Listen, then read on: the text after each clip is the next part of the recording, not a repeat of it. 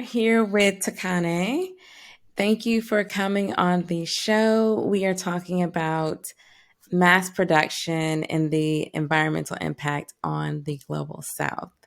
And I'm super excited to have you here. Met you at the Lore webinar series. Yeah. And I just heard a little bit about some of your insights into what were we talking about? Digital fashion Yeah. during that time, I'm Digital sure, fashion. or the metaverse. Yeah. Yeah.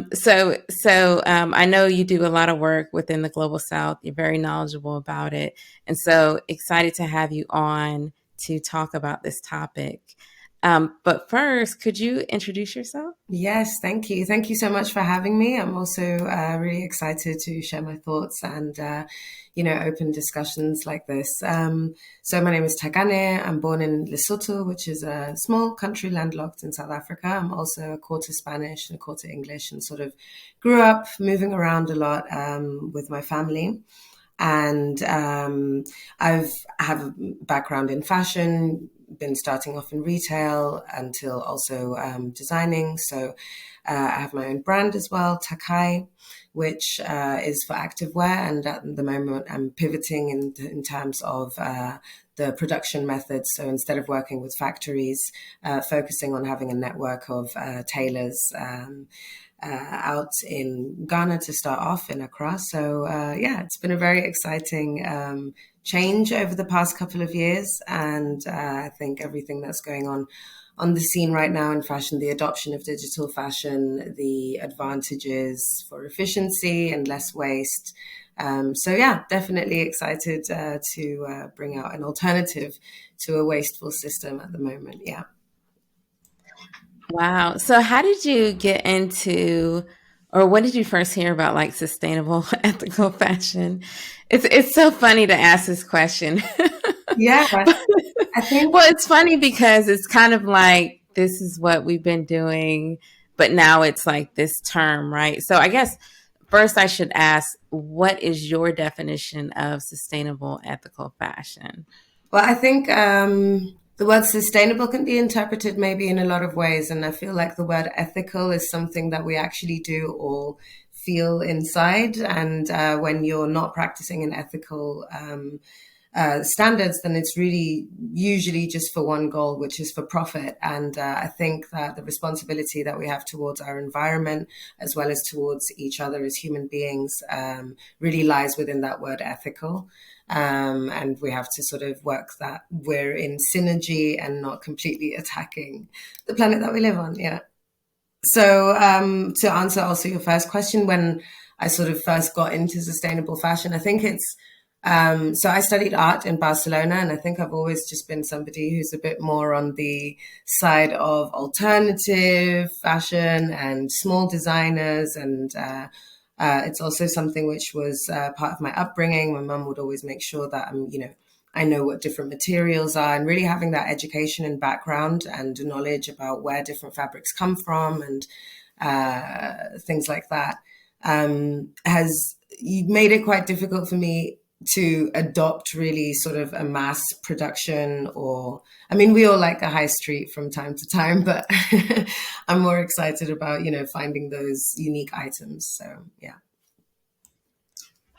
Yeah. And so what within your business, like what was that kind of pivotal moment where you decided to not use factories and get a network of tailors, like you mentioned? Absolutely. So I think one thing which I realized is that, well, first of all, my brand is an activewear. It was production. So in my first collection, made in Bulgaria with premium Italian sportswear fabrics, polyspandex, which is not of the recycled quality, but actually the pure quality. So some people might have a question mark in their head right now. And I think durability, for example, is one way that we can really look for sustainability. So working with high quality fabrics is goes a long way, and also designing in a way which is more timeless. Of course, COVID happened to all of us over the past few years, and the idea to reinvest, obviously, the money that we were spending on social media marketing at the time, and just the really high investment that you'd have to make, was something which I just thought this is not really the most sustainable way to be doing things, right? So instead of having a high capital investment, which has to be sort of redone again and again in order for you to sell 2/3, it would be so much better to have clothing which you know is destined to go towards a person and which is actually made for that person's figure as well. So you've got that inclusivity aspect. You've not got that wasteful aspect of having to predict how many items you should produce 6 months in advance or 1 year in advance, and you can react a lot quicker to design decisions. Yeah. Yeah, and you mentioned, so I like it that you mentioned that, because you're in your answer, you kind of gave all these different ways that a brand can be sustainable. Like, it's not just using sustainable materials, but also using high quality materials so the clothing will last longer. But then also making it fashionable so that people will actually like, oh, I really love, this garment, right? Because it looks good. It's going to last me longer. But then also you mentioned fit, right? Absolutely. Because we really, if you think about your wardrobe, like, you really only want to wear the things that fit, and the things that don't really fit kind of just sit there. So in a sense, like, all of those things are helping you to keep the garment longer. Yeah. And I think also, we have those occasional pieces which we maybe don't wear as much, but which we really cherish. And I feel like when that has a story to it as well, then it's also just something. I mean, I have a lot of pieces from my Spanish grandma, who was extremely stylish back in the day. So I'm lucky that we're with the same size, and sometimes that happens. And I'm really proud of those garments as well, and take care of them and repair them. Yeah. Yeah, it's got like a history to it, and it's something that you love, so you wouldn't necessarily like, okay, I'm not just going to take this, wear it, and toss it, because there's just this ingrained history of it. But I think it's also Um, really important to just focus on self-expression as well. I mean, I think we don't just have one style that we like to wear. I feel like the typical woman or guy doesn't just have like one style that they want to wear, but really, switch it up. So, of course, it's tempting to, stay on trend and really be up to the latest date and everything. But I think that we all know deep inside, going back to that word ethical, really what's, right. yeah, oh, that's I love that. That's a good point, because like it is about your own personal style, and even like you're talking about, you said a jacket, right? That your grandmother had. Is it Yeah, a no, jacket? Yeah. different things. I've got loads of Yeah. stuff in my Yeah, and so it's kind of like, you're wearing something because you feel good in it, you love it, and it doesn't matter like what the trend is right now. Like, this is you. Like, this is an expression of yourself, and you're always going to stay the same, at your core, Mm, you know. yeah. So, that's a good point. Like, by getting pieces that are, just you at your core, that you're always going to want to wear and love, and not necessarily be so trendy. Um, yeah, so let's talk about our topic, which is mass production. I mean, and what you touched on really is talking about how can we kind of shift and get away from mass production. But first, what is mass production, and then how does it affect people in the global South? Yeah. So there's a reason why factories nowadays are found sort of in developing countries, or, going back to maybe the 90s, 80s, developing countries. And that's because obviously the currencies are lower, and so it allows for you to produce goods more cheaply, which obviously in a capitalist system, you have a higher profit margin. So that works out good, right?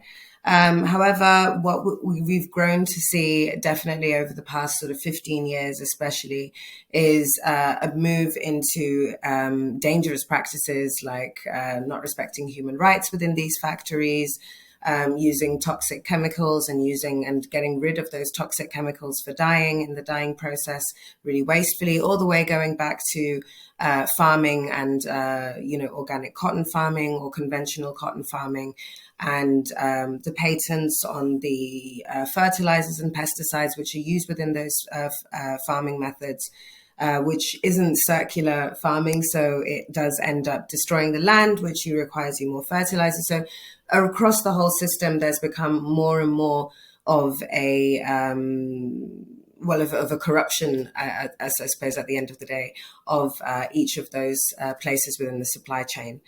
So be that on an environmental level, from dyeing the fabric, going back also to the farming of those fabrics, to the involvement with crude oil in terms of making synthetic fibers.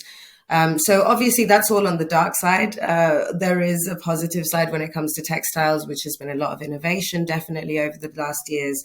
We know about vegan leather, but I would prefer to focus more on vegan pineapple leather or mushroom leather, these innovations, which are then also biodegradable. Mass production really also comes from, of course, increasing your profit margins, having things at a cheaper cost so that people, you can really sell to more people. And then, of course, there are the issues which we hear about quite recently when it comes to copycats and designing designs straight from the runway or straight from upcoming designers. In a way, I mean, they can react very quickly because they have, those millions that they can invest in a production run straight away. But at what cost? And that goes back to the humans and the labor and the fact that a lot of the time, the exploitative nature of those practices.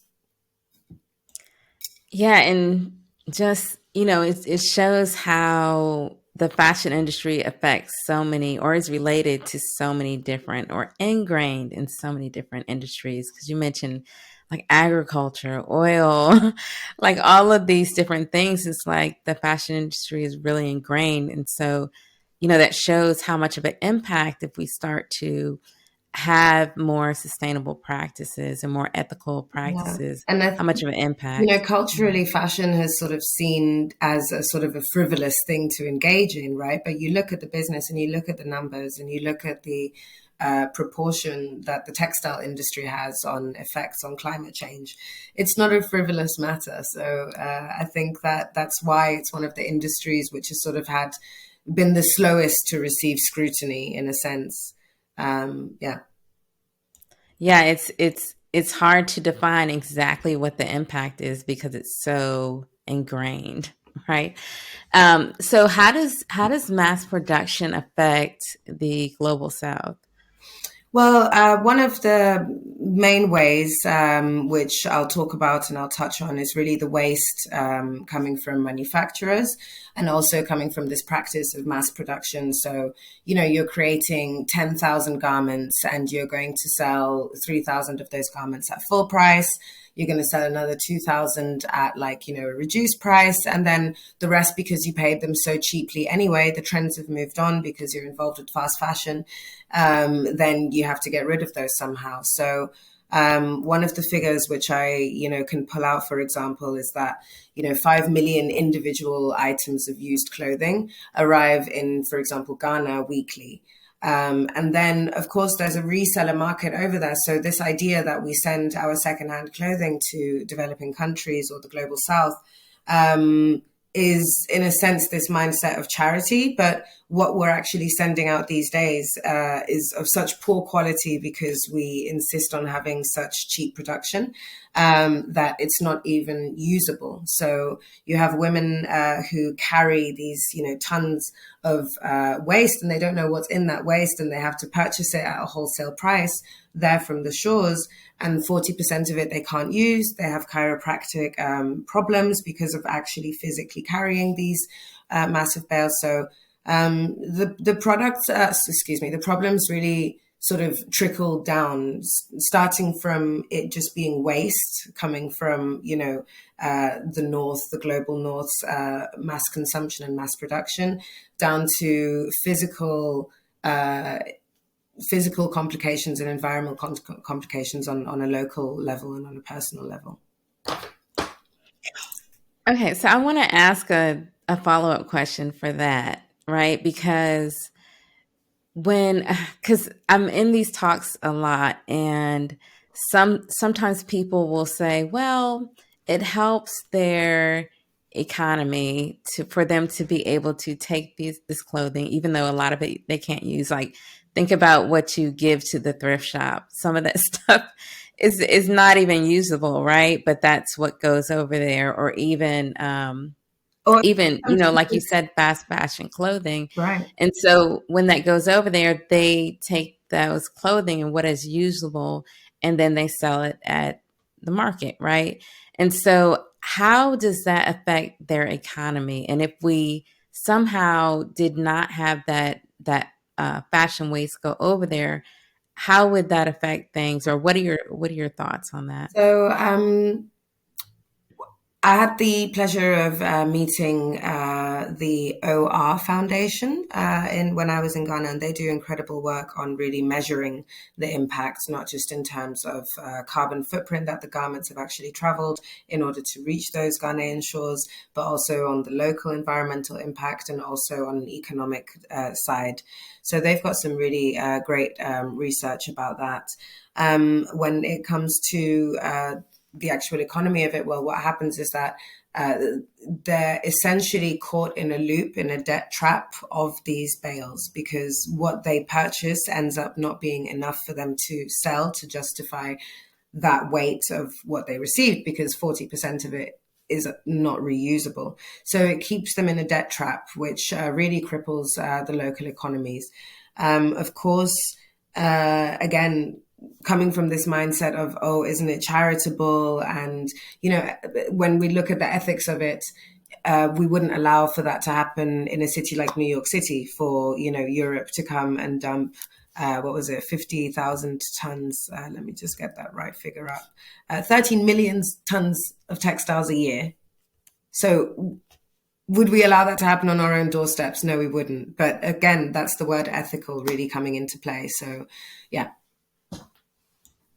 Yeah, and you mentioned mass consumption, which is which is also an issue. And so, how does mass production relate to mass consumption? Well, it's just the cheapness of the goods, isn't it? Because, I mean, when you can buy something which is $10, you don't think about it. If it costs you $120 and it is for that special night or special occasion, then you might consider something which you'll know that you're going to be able to wear for a longer amount of time and treat I mean, it really comes from your mentality as well.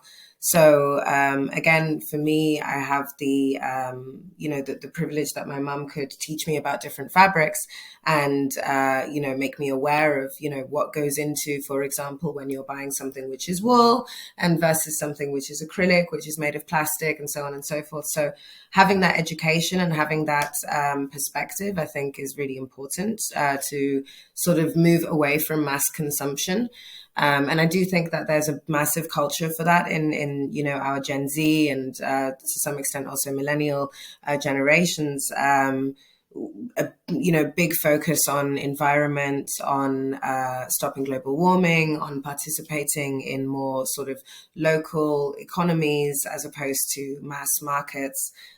So yeah, I mean, I think there's a big potential for change. It's going to happen more in our minds because, of course, having the temptation of spending $10 for a dress, which is going to picture really, really well for your social media, it's an easy thing to buy into, definitely. And no judgment to anyone out there, right? Because, I mean, we've all been there. I'm not, Ave Maria, who's never been into sort of H&M or Zara.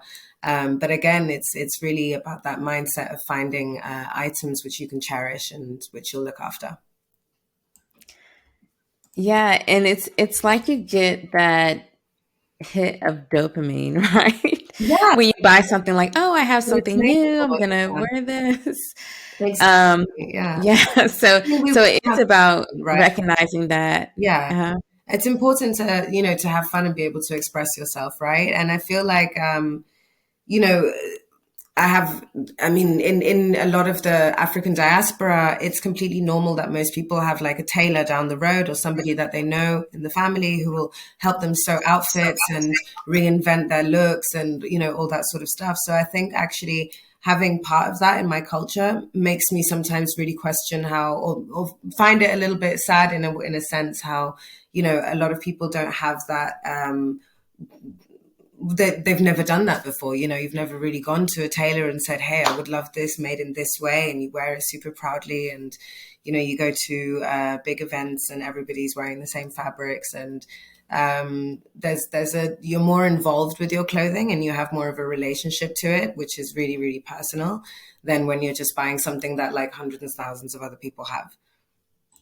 Right. And then that makes it easy to throw it away, right? Because, oh, I just saw someone else wearing this. It's already, in phrase because I washed it and it doesn't work. And I didn't really like it and it doesn't really fit anyway. Yeah. So it's so easy to just toss that out. And like you said, it's so Yeah. cheap that Yeah. it's like, for example, when you get some coffee, it's the same price as that. So it's like, and that's kind of a disposable thing. So why not? Absolutely. And so you did mention like a lot of different solutions, right? About knowing your fabrics, like you mentioned wool and how that's a lot of better quality, and understanding that, also supporting your local economy, having a different mindset shift, like knowing like what's going on and why am I buying this? Yeah. Why do I really need to buy this? And then also having the experience with a tailor of getting clothes that actually fit you, Mm. and then also wearing clothes that you love, that you'll keep longer, that mean more to you. So what are some other solutions for mass production that you can think of? Yeah. Well, I mean, I think it's also probably naive to think that mass production can be completely replaced by individual tailors and things like this. I think it takes a long time, and it's really about mass adoption as well. Is something that has to happen in order for us to really have that change. One of the ways that we can still participate in global trends and have fun without having to actually damage the environment would be through things like digital fashion. And there's definitely a lot of movement in that space at the moment. We've seen big brands like Gucci, Louis Vuitton being involved in metaverse and gaming spaces. Also, of course, Kim Kardashian's Hollywood app, where she collaborated with Cavalli in 2019. So there've been actually quite a lot of milestones going back maybe over the past decade when it comes to fashion moving more and more into a digital space. And that really allows for even more creativity or even more self-expression than you could think of with any fast fashion brand that you can copycat, these designer dresses or something like this, right? Because you can wear, fabrics that don't even exist or dimensions which wouldn't be physically possible. But you can also, in a real life use case, try on those clothing on a avatar of yours, a realistic lifelike avatar of yours, and even see, I mean, I think we all react pretty quickly when we see that something just doesn't look right on us, right? But it's difficult to imagine when you're looking at a picture of a model. So actually, 8 out of 10 garments that get sent back in e-commerce are linked with, size and fitting issues. So having an avatar which is true to measure, where the clothing is also pre-measured, so that, just in sense of the dimensions, it just wouldn't drape like that on you, or it wouldn't sit like that on you. I mean, returns due to incorrect sizing in Europe alone is responsible for 8.4 billion euros every year. So that's a really, really big number, and it shows the trend towards the issues and the problems with mass production. So hopefully, a lot more adoption with digital fashion can help us to buy the right clothes that will fit us right, that involve less carbon footprint for the clothing, moving backwards and forwards, and also values designers that actually create clothing that fits. And Okay, so I'll definitely have to do another episode where we dive into digital fashion and everything that you just said. What would you recommend for brands, or any tips or resources for brands that want to be more sustainable and ethical in their own way and don't necessarily want to participate in mass production and want to produce things in a with a smaller footprint. Yeah.